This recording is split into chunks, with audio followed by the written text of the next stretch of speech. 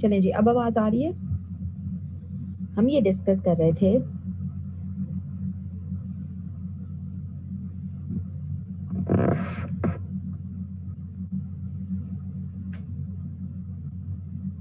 नींद आने लग गई है, बस अब थोड़ा सा ही डिस्कस करने वाला रह गया, फिर आराम से सो जाना, छुट्टी है कल।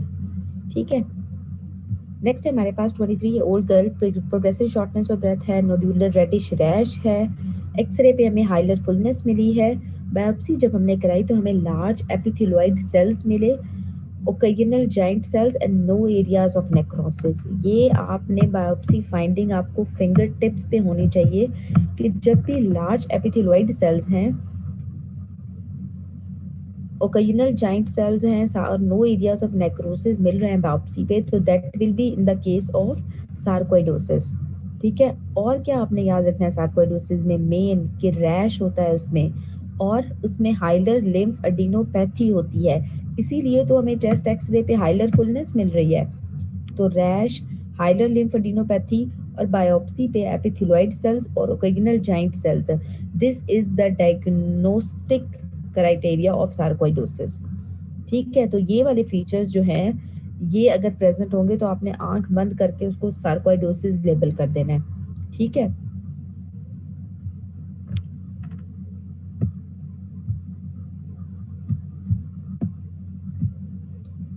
नेक्स्ट सीओपीडी का कोई सिनेरियो मिल जाए वो हम डिस्कस कर लें।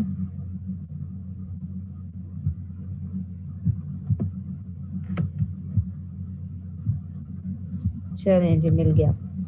A 60-year-old smoker for last 20 years.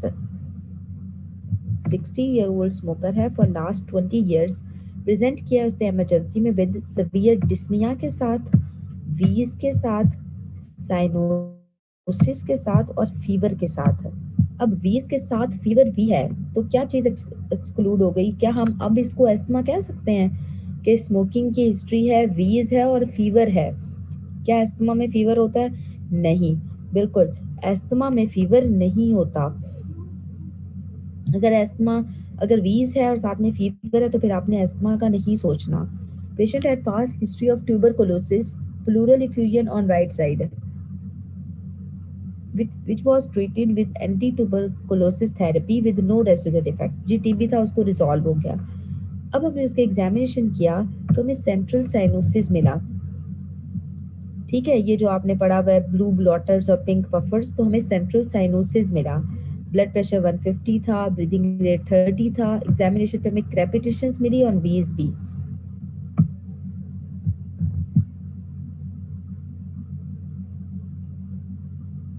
Bronchiectasis में हमने प्रोडक्टिव कफ का पढ़ा था, यहाँ कोई प्रोडक्टिव कफ का जिक्र है? और दूसरी बात, हमने ब्रोंकिएक्टेसिस में पढ़ा था चेंज इन पोस्चर के साथ आपकी कफ जो है वो चेंज होती है, लेकिन यहाँ पे हमने ऐसा कुछ नहीं पढ़ा। ठीक है, और ब्रोंकिएक्टेसिस में स्मोकिंग की हिस्ट्री नहीं थी, वहां पे इन्फेक्शन की हिस्ट्री थी, यहाँ पे स्मोकिंग की हिस्ट्री है। ठीक है, और स्मोकिंग और सीओपीडी का तो एक वो क्या कहते हैं, एक दो अनमोल रतन है ना, कि जहां स्मोकिंग वहां सीओपीडी। ठीक है, इसलिए जब भी आपका स्मोकर, हाँ चोली दामन का साथ है जी, बिल्कुल स्मोकिंग जब भी आएगी तो आपने सीओपीडी ही सोचना है। सिंपल एस्थमा में भी साइलेंट चेस्ट मिल सकती है, लेकिन ज्यादातर जो है वो अक्यूट सीवियर एस्थमा के केस में मिलती है। और आईफोन काइंडली आप अपना नेम चेंज कर लें, अब तो सेशन खत्म होने लगा है, अभी तक भी आप लोग अपना नाम नहीं करेक्ट करते। नेक्स्ट है हमारे पास 60 year old male with progressive shortness of breath है जी, कफ है उसको। अब हमारे पास वर्सनिंग सिम्टम्स के साथ प्रेजेंट किया है। यहाँ तक तो हमें कुछ भी नहीं पता, हमें ये पता चल रहा था कि अक्यूट सीवियर स्टेट है, लेकिन किस चीज़ की हमें ये नहीं पता चल रहा था। अब उसने आगे हमारी कंफ्यूजन दूर कर दी, उसने बता दिया कि वो स्मोकर है और फेब्राइल है। ठीक है, तो स्मोकिंग है, फीवर है और साथ में प्रोग्रेसिव शॉर्टनेस ऑफ ब्रेथ है। अब प्रोग्रेसिव का वर्ड इसमें बहुत इंपॉर्टेंट है, क्योंकि जब भी कोई स्मोकिंग करता है तो that will take time to develop COPD. Normally इतनी जल्दी ये नहीं, आज एक सिगरेट पी जी कल सीओपीडी हो गया, ऐसा कुछ नहीं है। अल्लाह ताला ने हमारा बहुत अच्छे मैकेनिज्म्स रखे हैं, हमारी बॉडी उसको कंपनसेट कर लेती है। लेकिन अगर फिर भी हम बाज नहीं आते और स्मोकिंग पे स्मोकिंग किए जाते हैं तो फिर मसला होता है। इसीलिए ये एक प्रोग्रेसिव प्रोसेस होता है, ठीक है? और एक बात अब मैंने बताया था एस्थमा में कि वहाँ हमेशा 27-25 इतनी ईयर्स के बच्चे प्रेज़ेंट करते हैं, बंदे जो भी है, ठीक है?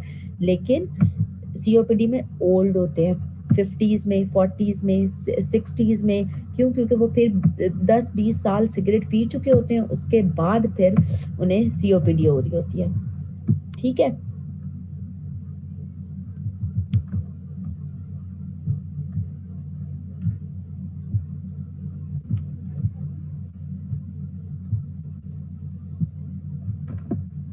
चलें जी, ये हमारे टॉपिक्स थे। हमने ब्रोंकिएक्टेसिस के सिनेरियो डिस्कस किए, हमने नमूनिया कह रही हूँ, हमने सीओपीडी के डिस्कस किए, हमने अस्थमा का डिस्कस किया, हमने सार्कोइडोसिस का डिस्कस किया। अब जितने हमने डिस्कस किए हैं सिनेरियोज, इसमें से अगर किसी का डायग्नोस्टिक पॉइंट किसी को नहीं समझ आया या कन्फ्यूजन है तो वो पूछ लें कि किसको किस तरह से डायग्नोज करेंगे। अब ये सारी बातें आपको क्लियर हैं? किसी को कोई इशू है तो वो अभी पूछ ले।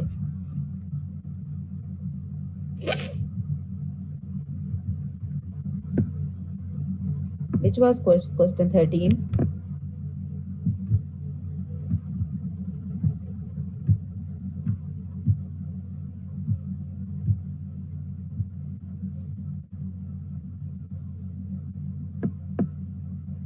हाँ जी, निमोनिया और टीबी के रह गए हैं। बाकी एक न्यूमोथोरिक्स का भी है, वो भी रेस्पिरेटरी सिस्टम में क्वेश्चन आ जाता है, लेकिन आपने न्यूमोथोरिक्स सर्जरी से कवर करना है।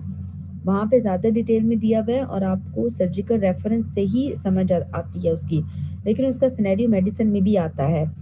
तो इसलिए जब आपने सर्जरी में करना है तो आपने एक दफ़ा मेडिसिन से भी देख लेना है। बाकी हमारे ऑलमोस्ट सारे टॉपिक्स कवर हो गए हैं। प्लूरल इफ्यूजन का सिनेरियो दिया ही नहीं हुआ पास्ट पेपर में, उन्होंने बस प्लूरल इफ्यूजन का टॉपिक लिख दिया है और बस। मुझे अगर कोई मिलता है लाइबा तो फिर मैं शेयर करूंगी इंशाल्लाह, ठीक है? चलें जी, ये है क्वेश्चन 13। अ 50-year-old जेंटलमैन, सार्कोइडोसिस का हमने डिस्कस कर लिया है कि रैश है, हाइलर लिम्फेडिनोपैथी है और बायोप्सी पे हमें क्या फाइंडिंग्स मिल रही हैं, ये हम सार्कोइडोसिस का भी डिस्कस कर रहे थे। चलें जी, क्वेश्चन नंबर 13 ये है, a 50-year-old gentleman has been a smoker all his life, सारी ज़िंदगी स्मोकिंग करता रहा है, ठीक है? Recently his chest symptoms of cough and sputum have worsened and has coughed out blood stained sputum. आपने ये बात याद रखनी है, आपने प्लूरल इफ्यूजन में भी पढ़ा होगा कि जब भी इफ्यूजन में ब्लड स्टेन्ड फ्लूइड आता है ना, या अगर ब्लड स्टेन्ड स्पूटम अगर इस केस में आ रहा है तो दैट विल इंडिकेट मैलिग्नेंसी, ठीक है? तो ब्लड स्टेन स्पूटम जो है मैलिग्नेंसी के केस में आता है और 50 ईयर उसकी एज है, सारी जिंदगी स्मोकिंग की है। In the last 2 weeks he has been complaining progressive weakness of right arm and difficulty in speech, ठीक है? एक तो हमें ब्लड स्टेन स्पूटम से पता चल गया कि उसका टीबी क्यों नहीं है, एक वो हम डिस्कस करते हैं अभी। एक तो ब्लड स्टेन स्पूटम से हमें पता चल गया कि कोई मैलिग्नेंसी है। दूसरा, प्रोग्रेसिव वीकनेस है राइट आर्म की, मतलब नर्व इन्वॉल्व कर रही है मैलिग्नेंसी। डिफिकल्टी इन स्पीच है, मतलब नर्व डैमेज जो हमारी स्पीच के साथ एसोसिएटेड है नर्व्स, वो डैमेज वो इन्वॉल्व हो रही हैं, ठीक है? अब पहला सवाल ज़हरा ने पूछा है जी टीबी क्यों नहीं है? बेटा टीबी में आपको फीवर की हिस्ट्री होगी, आपको वेट लॉस की हिस्ट्री होगी। फीवर और वेट लॉस 2 लाज़िम मलज़ूम चीज़ें हैं टीबी के लिए। अब यहाँ पे ना कोई फीवर की हिस्ट्री है, ना वेट लॉस की हिस्ट्री है। दूसरी बात, टीबी में स्मोकिंग का कोई एज सच एसोसिएशन नहीं है। TB is itself a disease, that is a bacterial infection, Mycobacterium tuberculosis की वजह से होता है। लेकिन यहाँ पे उसने जी बताया, हमारा रिस्क फैक्टर बताया कि वो सारी जिंदगी स्मोकिंग करता रहा है, ठीक है? वेट लॉस वगैरह नहीं बताया बिल्कुल, लेकिन आप ब्रोंकाइटिस में कभी भी जो वीकनेस है राइट आर्म की वो नहीं होती, डिफिकल्टी इन स्पीच नहीं होती, नर्व्स इन्वॉल्व नहीं होती ब्रोंकाइटिस में।